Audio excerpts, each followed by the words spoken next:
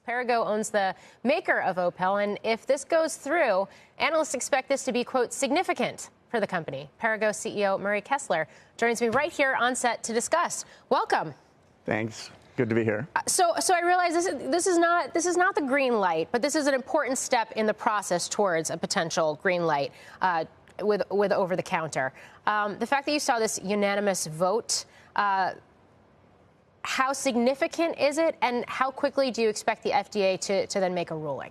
Well, I think it's massive, Morgan. The FDA, rightfully so, they do all their work to make sure there's safety, et cetera. But this is a product that's been on the market from a prescription standpoint since the early 1970s, and so there's 50 years of safety data. And what was magnificent about the advisory committee is how many groups came out. There were thousands of individual letters and cases made. There were over 35 third-party groups testifying besides us, and everyone almost across the board, with few exception, were in support of this. So a 17-0 vote by the advisory committee hopefully gets the message to the FDA that they need to approve it, and approve it quickly. I mean, thus far, we've seen the FDA push back and really raise some concerns around risks. So if you were to see the FDA ask for more information or even call for potentially another study, since this was a study done through, I think, the pandemic, and there were some questions about the efficacy of it, how long would that process take? I think the advisory committee made it clear that that's not something they wanted them. That it's something they shouldn't do. That is an unnecessary delay. They've ruled. They studied the data. Other advocacy groups studied the data. It clearly comes out that the benefit outweighs the risks. And listen, we live in a world right now where women's reproductive rights are being limited and being more restricted. And this is an opportunity to provide access and affordable contraception, and to prevent 50% of unintended pregnancies in the United States a year. This is a big opportunity for women, and and it's historic, in my opinion, and it's historic for Perrigo as well. Yeah, and it comes in the wake of the overturning of Roe versus Wade, and you want science to be apolitical and sort of above the politics and the policies. But how long has this actually been in the process? I mean, is this the fact that you see an advisory panel unanimously vote in favor of it?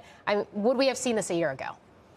Well, that's a great question about whether the politics are affecting it or not. But listen, the FDA did their job. HRA, the company we bought a year ago, is the one who's led the way on this. It's nearly, I know it's over 7 years, maybe a decade, that they've been working on gaining this approval. And again, for a 50-year-old product that has reams and reams of safety data on it. So listen, this is the time for them to act. And this isn't the first country that's going to approve this. We've already gained approval in the UK, and we're applying in other countries around the world. And this is something society needs right now. So over the counter, expected pricing, and just how big is this market opportunity? JP Morgan, for example, expects $100 million.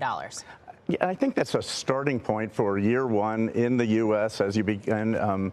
I don't have the exact pricing on it at this moment, but our entire company's DNA, I don't know how well you know Perrigo or don't know Perrigo, we're the guys who make things at a great value. So when you buy at the big, if you buy in the United States, any over-the-counter product and it's got the store brand on it, Walmart, Walgreens, CVS, for the most part, that's made by Perrigo. So quality, affordable self-care is what we're all about. But 100 million, and then as it grows, I think it could be massive. We'll apply for countries all over the world with the product. Yeah, you're also a big player in the baby formula industry as well. There's been a lot of focus on supply chain issues, especially coming off of the shortages we saw last year. Pricing, how are you thinking about investments there? How are you thinking about resiliency of supply chain, and what does it mean in terms of pricing in a week where we saw inflation data, including record prices for baby formula?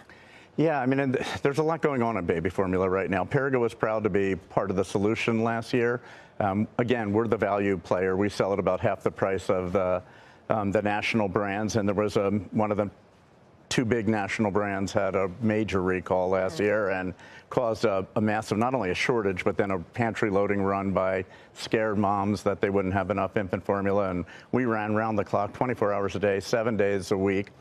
The fallout this year has been interesting, though, because there's been a lot of political pressure on the FDA of whether they had enough guardrails in place. As a result, they've put out additional regulatory restrictions, which is actually making it more expensive and more difficult to produce infant formula than ever before. And that's why I think you're seeing infant formula prices go up further. And we're all for infant formula. We don't ship a product that we don't think is safe, but